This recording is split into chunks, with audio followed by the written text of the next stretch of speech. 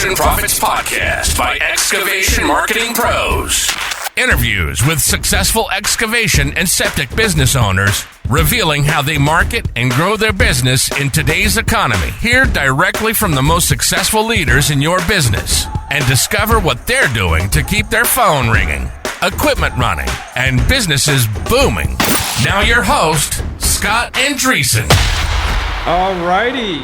Welcome, everyone, to the Excavation Profits Podcast. I'm your host, Scott Andreessen, and I have a super special, extraordinary guest, Mr. Tom Reber.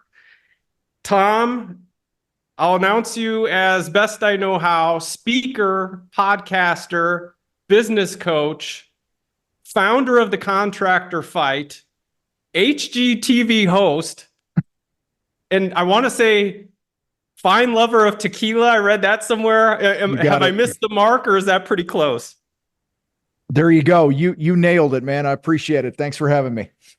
Thank you so much. So yeah, this is going to be a very, very valuable session for our listeners. And can we just start off with you telling a little bit about your background and what led you to start the Contractor Fight? Yeah, absolutely. I sold my painting company in 2012 and wasn't sure what I was going to do. And somebody tapped me on the shoulder one day, asked me to speak at some local event outside of Chicago where I was living at the time. And I spoke at this business event about how to grow a business or something like that. And it helped a bunch of people, and it really lit the pilot light for me, if you want to call it that, to where, I thought I was like, I think I found my next thing. And so I just started speaking and helping and coaching here and there. That was around 2013, 14. And then 2015, I started our podcast. 2017, I rebranded everything to the Contractor Fight. And we're just trying to help people run strong businesses that, allow them to stop stealing from their families, time, money, memories, this and that. The grind of a business owner, and it's easy to put everyone first and give yourself and your family scraps, all in the name of trying to grow the business. And so that's what we've been doing since almost a decade now. Very cool. Yeah. I want to unpack some of that for our listeners in a little bit. Can you tell me about what were some of the challenges you faced when you first started out in the contracting industry as a painter? Well, I was just a painter. I wasn't a business guy. I didn't know a thing about business. The only thing I did well was I was able to generate work. I'm very, what do you want to call it? Very focused and committed on prospecting, building relationships, shaking the bushes, if you want to call it that. And, but I had no clue early on how to make money, because like so many contractors, I was busy and broke and couldn't figure out how to get over that hump. And it was a grind, because I didn't know my numbers. I priced off the going rate. I didn't know what sales was. I thought sales was just you go out there and you scribble stuff on a clipboard and you say it's going to be $8,000, and that's just order taking. That's not sales. So there were so many things. I didn't know the first thing about marketing, just so many things. I knew the trade and, was solid at that. We did great work, and everybody was making money but me. And that was the biggest struggle there, because I was just in my own way. I'd put the time in, I would obsess over spray tips and different tools and products and stuff, and thinking that was all about the business, when in reality, it's a totally different skill set running a business versus doing the actual work. Interesting. Yeah. Now, I read that you were also in the military, so thank you for your service. How has that helped you with your approach to business and leadership? I was in the Marine Corps. I was fortunate to have a couple of my high school football coaches who were also Marines. And so I, all through high school, I was kind of exposed to that mentality of, focus and discipline and doing things at a high level. And I did everything at a high level except school. I hated school. And, the only thing that kept me eligible was football. And so, but, going in and out of the Marine Corps and, leading men there and taught me a lot about how to really connect with different types of people. You've got every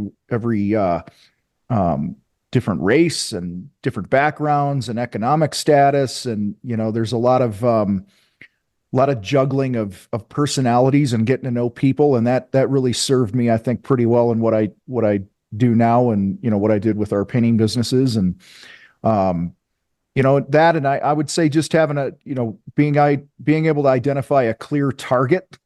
The worst thing we could do is start shooting out our marketing messages or whatever it is if we're not clear on exactly what we're trying to accomplish. And I think that's something that was really picked up in the Marine Corps, that you want to be pretty accurate of what you're putting your crosshairs on. And so I think a lot of the discipline, the clarity, the focus, and then just knowing that success is inconvenient. Nothing good comes without getting punched in the face a few times, along the journey. And if you're not getting punched in the face building your business, you're probably not setting big enough goals and holding yourself accountable to the actions each day. Success is, nobody gets to the top of the podium and they have their arm lifted in victory that was like, yeah, this was pretty easy. You stand up there. That's why you see so many athletes break down and cry when they win the gold medal or something, because they know the journey that it took to get there and it finally paid off. That's very well put. I know that your organization has helped, is it accurate to say thousands of contractors at this point? It's hundreds of thousands at this point. Yeah. My God. Okay. Yeah. And so that type of knowledge, I would have to say you've seen it all, heard it all. What are some of the most common mistakes that you see contractors make, and how can they avoid them? Well, first, right out of the gate, you got to know your math. We have a large group coaching program called Battleground, and 99% of the people that come into that thing don't know their numbers, meaning they have no idea what it costs just to be in business for one day. And I'm not even talking your field, right? Your field labor and materials and stuff. That stuff you're only paying if you're doing work. You have other bills in the business. You have your salary and your office people and your marketing and your rent and truck payments and this and that, So, if you're somebody who, let me get my calculator, you got 25 grand a month in overhead, divided by the number of working days in a month, which is usually somewhere around 22. I mean, it's almost $1,150 a day, that you got to keep just to break even on a daily basis above and beyond, what you're paying your people in the field and what you're charging for them, So if you take that $1,150 and you have, say, 2 field employees, you divide that by 16 hours in the day, it's $72 an hour just to pay for the overhead. So I think, numbers, number one is the biggest thing, is people underestimate what it costs to be in business. And then what that causes is it causes this situation where you're continually playing catch up. You're never making enough money because you're not charging appropriately.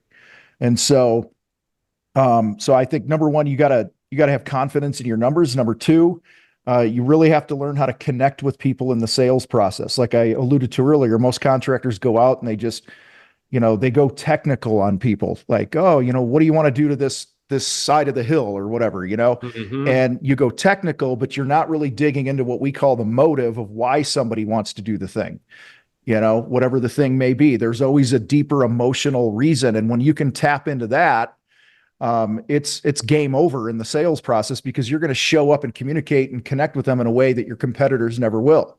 That's why we see people come into our program that are doing $500,000 a year at a 22. I just interviewed a guy named Derek the other day. He's been in our program for about a year and a half. He came to us, he was doing $500,000 a year, 22% gross profit, which is pathetic. And within 12 months, he was doing 2.5 at a 44%. And the main gist of that were the two things I've talked about here. Number one, he got solid on his numbers. And number two, he learned our sales process and he implements it daily. And those two moves alone are pretty much responsible. Now, listen, this guy, Derek, he's a highly disciplined dude. He's a bodybuilder. He knows how to be focused and disciplined. And so, like, knowing what to do and then implementing those things are two different stories, right? We can have this conversation all day about all these things that you can do and ways that you can improve your business. But if you're not going to get up every day, boots on the ground, and do the shit that you have to do, you're going to be in the same spot in 6 months or a year from now because you're not doing the do. But yeah, so it's, you learn how to connect, you learn how to, you know your numbers, the numbers don't lie. That's the other thing. This calculator thing that we all have, I could go 9 times 9 is 81 all day. That's a fact. Nothing changes that, right? And it's the same with the numbers in your business. The numbers tell a story. They're unemotional. They don't care how you feel about the numbers. They just tell you the truth.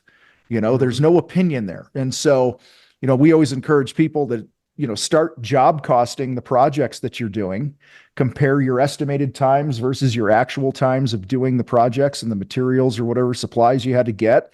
And then you learn from that and you make tweaks as you go. And that's how you win faster in the money department. Mm-hmm. So you identified a couple key factors there, that they need to know their numbers. They need to know their sales process. Mm-hmm. And you mentioned Derek. You need to take massive action like him and have focus. When we talk about focus, how important is mindset when it comes to achieving success in business, would you say?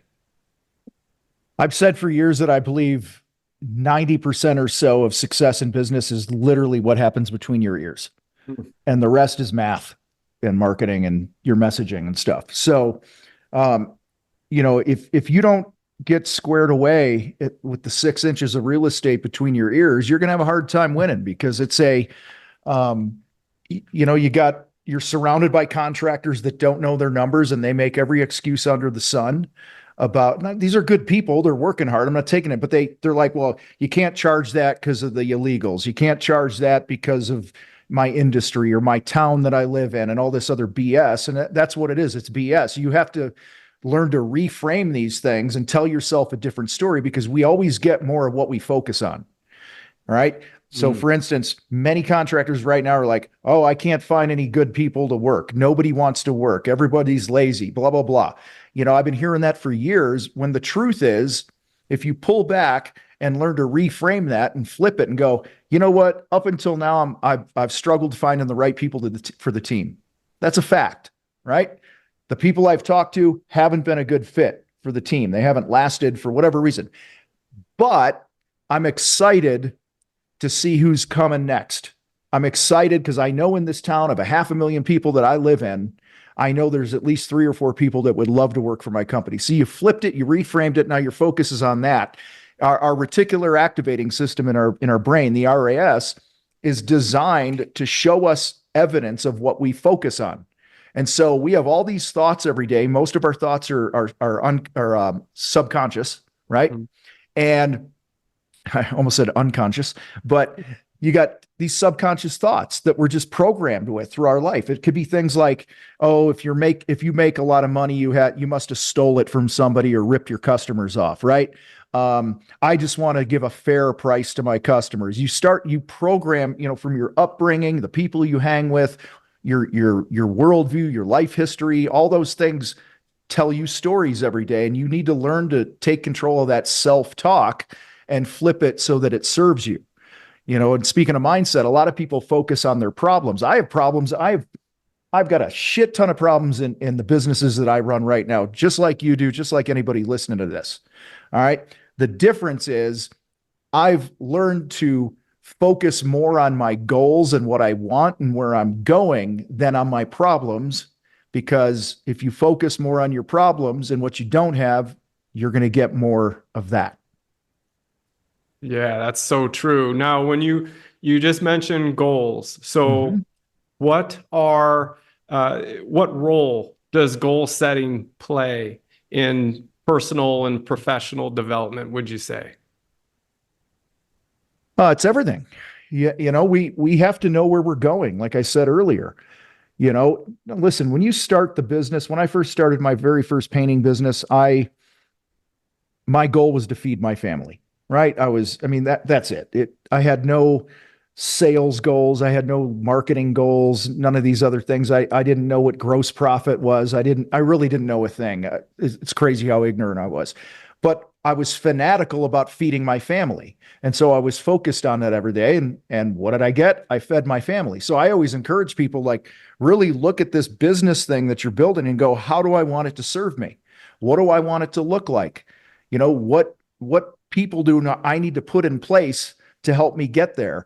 And when you're focused on these things and you have absolute clarity and you look at them every day, like we encourage our people in our community, like, literally, just, guys, open up your app or whatever your goals are written down in the book that you carry around or whatever, and just read them every day. Read them out loud once a day, because they stay top of mind. Because it's super easy to get hijacked by all the different things in business. But, listen, whether it's relationships, your health, your money, your business, hiring somebody, you always have to have a clear target, or else you'll probably, I use the analogy, like, you got the ladder leaned against the wall and you're working hard to carry all the heavy crap up to the top. And then you get to the top and you realize the ladder was leaning against the wrong wall. Okay. And I see that happen all the time, where people are working their tails off.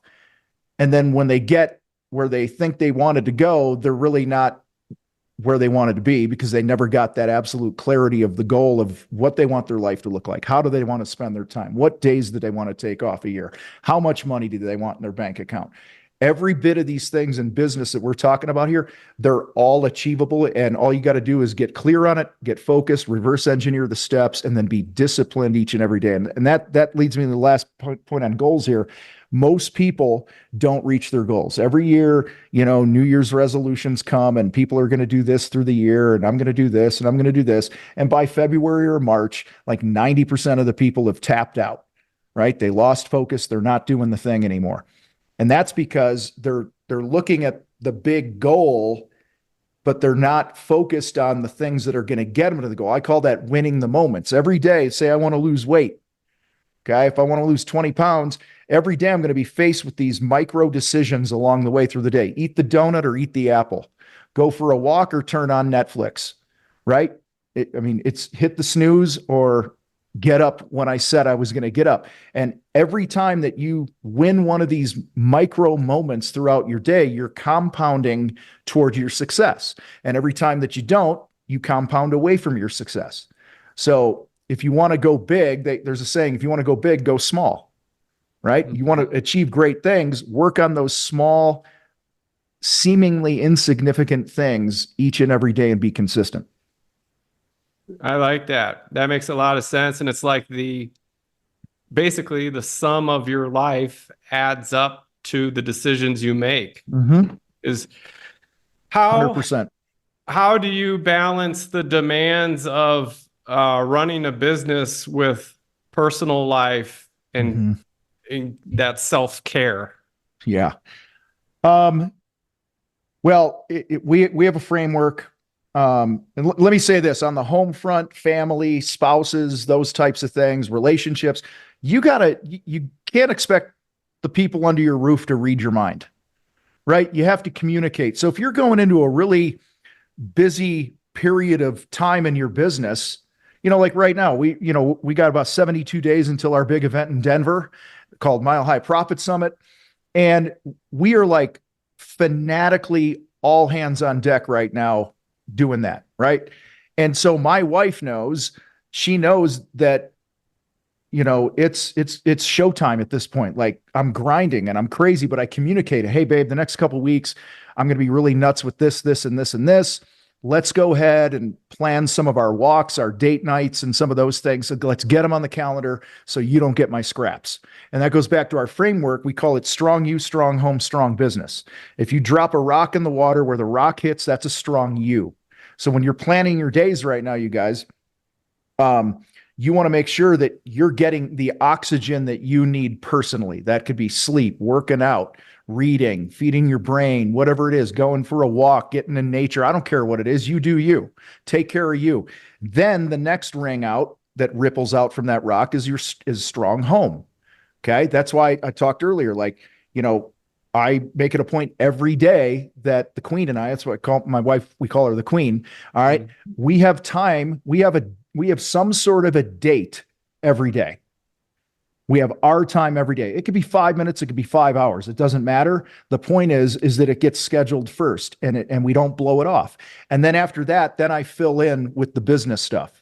And sadly, for many years, I had it flip where I'd put the business first because I love my family and I'm trying to provide. But in the process, you steal from them and you give them your scraps because, it's so easy to just get hooked on this business shit 24/7 and never turn your brain off. So, several years ago, I really just was intentional about reframing this and going, I'm going to work on me first because my family life is only going to be as strong as I am. And then my business is only going to be as strong as myself and my family life is. And so that's kind of how we came up with that framework that we coach and train people on. Mm-hmm. And it really sounds like, definitely you're not reactive. Your days sound very choreographed, scheduled, mm-hmm. on purpose, of course, but that is helping to propel things forward the way you want them to go and for your students as well, right? Yeah. And listen, I get hijacked every day. Every one of us gets If you're a small business owner, you get hijacked. If you're a parent, you get hijacked. If you're a human being, you get hijacked. We all have a plan. Like Mike Tyson says, everyone has a plan to like punch him in the face, so you can map out intentionally your whole day and your whole week. All right. But that you're going to get throat punched along the way. And so that's why we always encourage people like do the things that are the most important, crucial things each and every day as early in the day as you can. And then it opens up for you to be reactive to whatever else happens. We all have those things. I recently started another painting company here in Colorado Springs for many different reasons, but it's called Simplify Painting. And I have my plan, but you know how it is. Guy calls from the job site, hey, we ran into this issue. Now you got to be reactive. You got to go into problem solving mode. We all have that, but that's why when you can do those crucial activities that are going to get you to the big picture goals that you have, do those early in the day, check those boxes. It could be somebody listening to this like, I need to do a better job of marketing on social media. Well, then get up a half an hour earlier. And while you're having your coffee, schedule a few posts for the day and then close your phone and go to work. But at least you did the thing that's compounding you towards the stuff that you say that you want. And, it's a grind. And I think the other thing is people put too many things on their to-do list each day. And there's a book many years ago called The One Thing that I read. And then I ended up interviewing the CEO of their training company several years ago on my podcast. And the way he said this, it just always stuck with me. He says, if something is going to end up on your to-do list or on your calendar, it has to audition to get there. Like, if you think about it that way, you guys, like, not everything deserves your time. And so that's back to the clarity and the goal setting. What do I really want? All right. Each day, you should have just maybe 3 to 5 things that are crucial actions, and you do them in the order of importance. You don't move to the second one till the first one's done. And if you could build that habit, then let all the hijackings come, because at least I did these things that I said were the most important things that need to be done on a daily basis. Right. What are some of the current trends that you're seeing in the contracting industry around, I know you guys coach a lot of different niches, but what are some of the trends that you see overall that contractors should be aware of? Well, right now, July, and this is go time for contractors. So one of the trends I see every year is when they get into their busy season, they stop building their brand. They stop marketing. And then they wake up a couple months from now and they don't have any work on the calendar. And then they're going into the winter months and now they're starving and they can never get off this cycle, because the pattern is, oh, I'm busy. I think I'm going to be busy forever. Instead, this goes back to, what are those things I need to do each day that are going to move the business forward. And one of those is lead generation, building your brand. And so that's a big issue that I see every year. Another one right now in 2024. Listen, we're in an election year. I'm talking to a lot of contractors. We got crazy inflation. There was a guy the other day did a TikTok. I don't know if you saw it or heard about it. He went to his Walmart.com order history from 3 years ago, and he looked at this order and he ordered the same exact order today, and it was almost 4 times as much. Wow. Okay, in 3 years. Okay, so listen, these are the field conditions, right? Whoever's in the White House, whatever the inflation is, whatever the housing market's doing, and all this other stuff, we don't have any control over that, right? So quit making excuses about all that for being the reason that you can't grow your business, and control what you can control, right? So right now I'm hearing people are having to work a lot harder to sell and build trust with people, because that's what it is. Consumers are either not doing the project, or they're scoping it way back. We had one of our members lost 2 projects totaling $1 million that people put on hold until after the election because they want to see what's going on. Okay. I have no control over other people's fear, and they're dragging their feet on things. All right. So we just have to refocus. Go, okay, I'll keep in touch with them. We'll keep the relationship warm. Let's go. Let's fill the calendar. Right. And not be consumed by what's not going right. That's a trend all the time, is we all have, there's always field conditions in the world in business. If 2 football teams are playing and it rains and there's 6 inches of mud in the field, we both got to play in the mud. Mm-hmm. It's no different with your business. Your competitors have the same issues that you're having. It just might be at a different scale, or in, different areas of the business. Every business has cash flow problems from time to time, and profit issues, and recruiting, and, lead flow issues. I mean, I was talking to a client, they generally have 150 to 200 leads a month. And right now they're about 80 to 90 a month. Now somebody smaller is like, God, I'd love to have 80 to 90 leads a month right now. Right. But right. In the scope, or the context of this larger business, they're going to go broke if they only have 80 leads a month. So our coaching and the workshop that we did for them was all about, what are the things that you and your team have control over, that you can check those boxes every day that are contribute to getting that phone to ring. And, so patterns, there's always going to be ebbs and flows in business. And I think, I always come back to, I try not to pay a whole lot of attention to what's going on in the world. I know that sounds weird, but I'm just going to do me. I'm going to mind my own business, meaning my business, and, do the things that are moving me closer to the stuff that I say that I want to accomplish. Yep. That makes sense. And you did mention, we are in an election year. And so that's a real thing. And I've heard that excuse, I want to wait to see what the president's going to do, and yada, yada.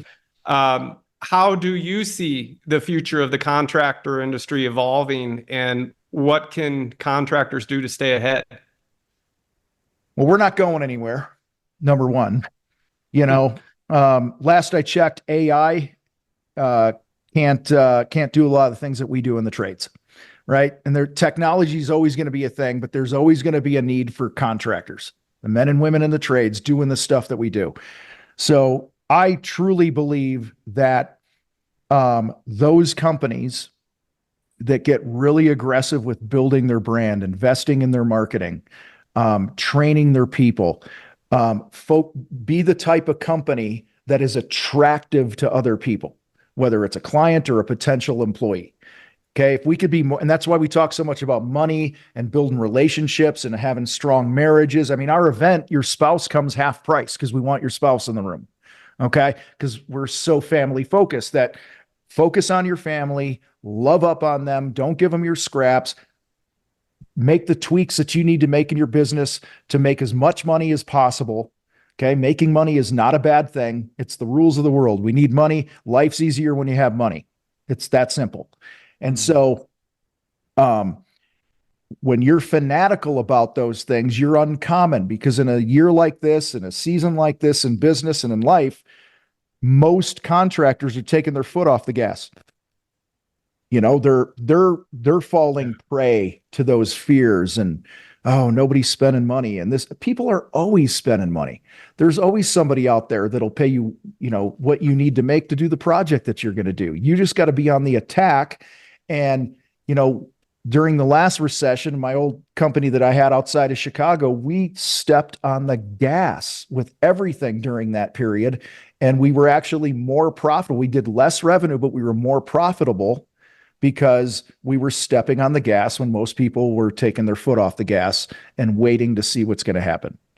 I talk a lot about being on the hunt, being on the attack, being proactive about communicating with your past customers and your database, and you should be prospecting on a regular basis. You should be getting, our rule is get a 50% gross profit on your projects, because the higher your gross profit is, the less work and less leads and jobs that you need to break even, right? So who doesn't want to work less and make more money, right? And that's where the head trash comes with I can't charge that in my industry. That's not the going rate. My competitors are all. Give them a reason to want to work with you. And you do that by building your brand, learning how to connect with people in the sales process, and being confident in your numbers. You do those things and you go hard when everyone else is backing off right now. I promise you're going to win. It's not going to be easy. It's not going to be easy. You're going to raise your hand at the podium and you're going to be like, damn, that was a hard one. Right. But nothing great happens without a tough journey. What advice would you give a contractor starting out in their business? First and foremost, accept and embrace the fact that you're no longer a craftsman. Okay. Yes, you still work on the tools. Yes, you still do the thing, but your number one role is not that. Your number one role is being a business owner. And so, if you look at the years and the training and the education and the investment of time and money and all those things for you to develop your skills, like I was a painter, right? So like all those things in money and time that I learned to be good at the craft, I got to take that same focus, effort, and commitment to learning the craft of running a business. So number one, I think you have to embrace that I am no longer just a painter or excavator or whatever I am. I'm literally a business owner. And the number one role of running a business is number one, to meet a need. And number two, it's to make money. That's it. Okay. We don't pay ourselves in compliments of how beautiful the work was, right? This is how we keep score. Number two, whether it would be, obviously I drink my own Kool-Aid here on the contractor fight. I think we have the best thing going on for contractors on planet Earth. Okay. But whether it's us or somebody else, I think you need to hire a coach. I think you need to go to industry events. You need to surround yourself. You need to change your environment, because most of us, we live on an island in our businesses. And who do we hang out with? We hang out with the same old people doing the same old things with the same old negative mindsets. They're good people. Again, I'm not ripping on people, but my life changed drastically when I started putting myself into higher level rooms of people that were thinking different about money, about discipline, about marketing, about leadership, about the numbers of the business. These different things, they rub off on you. So that's why you should you work it into your budget, for coaching and events and whatever it is. Read books, podcasts. You gotta be a sponge, and then you gotta go do the damn work. Mm-hmm. If you could go back in time, what would you do differently in your career? Everything I just said. Because I thought it was about the work. And of course the work is important, needs to be high quality. All right. But I didn't focus on being a business owner and doing differently. I think I would have learned how to take control of my negative self-talk earlier on. And I just didn't know what I didn't know. That's all of us at some point in our life. And then once I was exposed to just a different way of reframing your negativity and the power that has over you, I was like, man, I got to do something about this. So that's number one. Number two is I didn't trust my gut enough. I've had partnerships in the past and business deals and some things where I ended up hosing myself because I didn't fight for what I believed was right. I didn't follow my gut on certain things. I didn't trust my instincts. And I really believe that we all have instincts and we need to trust those instincts. And, whether it's, we don't trust ourselves because of our lack of experience, whether we don't trust ourselves because we're a people pleaser and we don't want to upset people if we tell them the truth. I could give hundreds of examples of how I screwed that up over the last several decades. What books, podcasts, resources have had significant impact in your career, and why?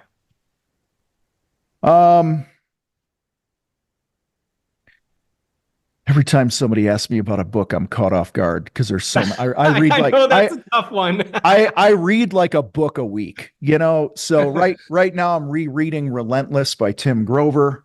It's just a great book on your mindset and what it takes to win. For me, I read the books. I used to just read and consume and listen to podcasts, like whatever it was, I just listened to it, right? Or read it. Over the last few years, I've gotten pretty disciplined with, I'm not going to read or consume something that isn't supporting what I'm currently working on. If that makes sense. Mm-hmm. So if I'm not wanting to learn how to be a better marketer right now, then I'm not going to consume any marketing stuff because it just takes up bandwidth, right? I'm rereading Relentless for probably the third time right now, because every now and then I'm just like everybody else. Sometimes my optimism starts to wane. Sometimes I'm fatigued from the grind, and so I needed the reminder. My coach literally a week ago was like, I think you need to read it again. And I'm like, he brought it up and I'm like, yes, coach, done. And that afternoon I started reading it again. See, and that's the other thing. Like, you got to do what you're coached to do. You got to trust, right? That your mentors and coaches have, the best intentions for you. But, there's all the typical business books that I could list, right? There's Traction and all these other things, but, for in the E-Myth or whatever, I've really been inspired a lot by, there was a book called, Ryan Holiday wrote it. It's about the Stoics or something. I can't remember the name of the book right now, but it's a really good read just on personal discipline and consistency. There's a book by Cameron Haynes. He's a bow hunter. He wrote a book called Endure. That's just, man, you just see how this guy operates at a different level, his preparation. And that's why he's the best hunter in the world. And I'm not even a hunter, but like just taking that and going, how can I apply this in my life, my health, my business, my relationships? That he never wastes a moment to prepare because he knows that if he pushes himself harder, that it'll pay off when the hunt is actually happening. He's in such good shape. He can go and climb and access places none of the other hunters can, which the net return on this is he gets the biggest game more consistently. Well, and if I'm understanding you right, I like how you put it, is you're recognizing constraints that you might be feeling or having, and then you're finding a book that serves that constraint, and then you're feeding a positive input to help with that, to kind of keep the flow going on a consistent basis. That's cool. So what inspired the name, The Contractor Fight, and what does that represent to you? The fight is between your ears. It's the way we think. And every one of us has it. This is just specific to contractors, but we all have a battle between our ears. And that's really at the root of why we named it The Contractor Fight, that you got to win the war between your ears if you want to win in business. And your podcast is very well received. What have been, how do people find it? And then what have been some of your favorite episodes and interviews on your podcast? Well, I want to say, I'm looking right now so I can give you the exact number. We have, as of 2 days ago, we've done 925 episodes. And it's It's a great show. You find it anywhere you listen to a podcast. It'll just type in a Google Contractor Fight podcast or whatever your podcast app is. But Mm-hmm. favorite episodes, man. We do so many. I can't just give one or two, but we recently done one, did one that was on the keys to success with working with your spouse. Mark and Michelle Bunker, they've been in our community for several years, grew the crap out of their business, went through really hard personal health issues. And they've kind of become the grandparents of our group. They love up on everybody, and it just oozed out of them in that recent episode. I mean, I'm always fired up to talk to people that are in our community because they kind of give a inside baseball look to everything. And, I mean, I've interviewed so many people, but the ones that always stand out the most to me are the ones that are just the normal everyday contractor that's grinding like we all are, and trying to win. And they always drop some sort of a nugget that just makes you reevaluate the way you're showing up. And I like interviewing people that in a selfish way, meaning how are they going to help me? Right. Cause I get to talk to so many cool people just like you do on your show, right? Like having a podcast is one of the best personal development things I think you could ever do, is being the host of a podcast. Cause you get to pick people's brains and it's free. So, yeah. So, what's next for the Contractor Fight? Any new projects or initiatives that you're excited about? We had a period in business where we were several times a year releasing new things. And that's a mistake that I think a lot of businesses make. And I made that mistake, right? So this past year and going forward, we are really leaning harder into our Battleground program. I always talk about, like, if you want your business to grow, the first thing you got to make better is your cheeseburger, right? If you're a restaurant, and you don't have a great cheeseburger or whatever your meal is, then you're never going to have a full restaurant. And it's easy for us to go, oh, here's the cheeseburger, but people also want chicken wings, right? And then people also want this, and people also want this. In fact, this Mile High Profit Summit that we're doing this year, it's the last one we're doing because we decided that we want to take the 8 months of focus and attention and money and, the $500,000 we put it on. We want to put that into our Battleground community and supporting and helping those people grow at a higher level because we believe that has more impact. Now, as far as our other events, we'll probably do some smaller regional events and stuff, but doing the big one with 500-600 contractors, we're taking it off the table now. I woke up one day and I said, you know what? We have too many things that are going on. And, it's like, if you got all your excavation contractors here, right? It's like most, I'll use a general contractor example, and you guys, you can reword this for your community. How's that? All right. Sure. GCs go, we do everything. The most successful GCs go, we do bathrooms for left-handed midgets. Do you know what I'm saying? Like, the more niche you can go deeper, not wider, you will be more profitable. So whatever that means we only do excavation for recreational swim ponds. Okay. Yeah. And then you can become known for that thing instead of, it's so hard to market broad and wide, but when you go, here is my lane, and I'm going to go deep into that lane. All the content that I create, it's going to be around that lane. Yeah. Now, you'll still get leads for other things, and you could cherry pick the ones you want to do, but I think you really have to plant your flag and go, what do I really want to be known for? And you'll find that as you build that brand and you niche down more, the profits will follow because people always pay more money for the experts. We have a lot of people in our community that are in the landscape industry, excavation people, this and that.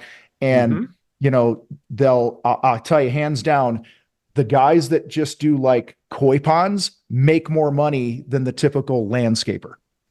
It's like going, I'm not going to, if I'm a consumer and I have a knee issue, I'm going to go to a knee specialist, not my general practitioner.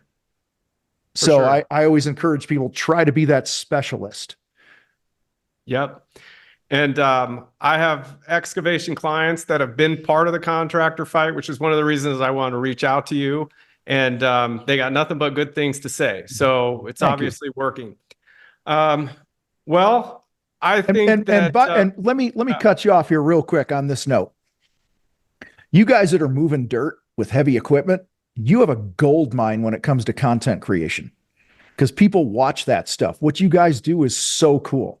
I mean, I don't know if you remember this. I don't remember the name of this, but man, it had to be 20 something years ago. There was a videotape, that's how old it was, and then it was DVDs series that came out that sold millions of dollars worth of footage of that parents would put on the TV and the kids would watch it. And it was guys moving dirt with heavy equipment.